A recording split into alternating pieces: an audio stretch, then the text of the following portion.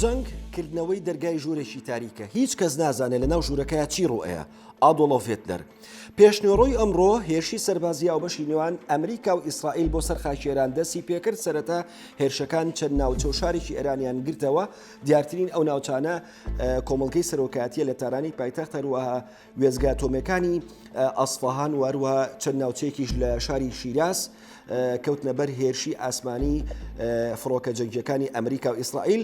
بە پێچەوانەی جەنگەکانی ڕابردووی نێوان ئیسرائیل و ئێران هەرزووی هێزە چەکدارەکانی ئێران بەرپەرچی هێرشەکانی ئیسرائیل و ئەمریکایاندایەوە و زنجیرێک هێرشی موشەکیان کردە سەر بنکە سەربازیەکانی ئەمریکا لە ناوچەی ڕۆژهەڵاتی ناوەڕاست، هەروەها بنکە سەربازیەکانی ئیسرائیل لە ناوجەرگی خاکی ئیسرائیل.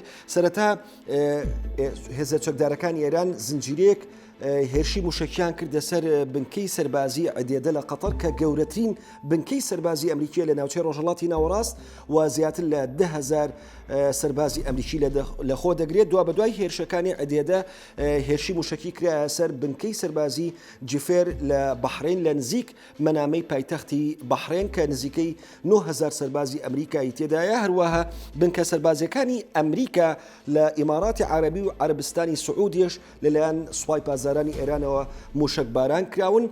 لە کوێتیش بنکەی سەربازی عەریفجان کە نزیکەی 11,500 سەربازی ئەمریکایی تێدایە لەلایەن سوپای پازارانی ئێرانەوە موشکباران کراوە.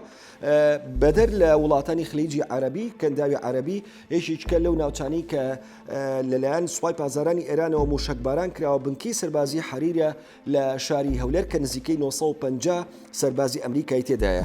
هەروەها لە ئوردونیش کە یەکێک لە بنکە سەربازی گەورەکانی ئەمریکایی تێدایە فڕۆکەی F-15 و F-35 و F-22 ئەمریکای لەخۆ گرتووە. بنکەی سەربازی ئەمریکا لە ئوردون بە دووری نزیکەی 100 کیلۆمەتر دەکەوێتە ڕۆژهەڵاتی عەمانی پایتەختەوە لەلایەن سوپای پازارانی ئێرانەوە کراوەتە ئامانج. هەروەها ناوچەکانی حەیفا و هەروەها تەلەڤیڤ و چەندین ناوچەی تر لە خاکی ئیسرائیل لەلایەن سوپای پازارانی ئێرانەوە کراونەتە ئامانج.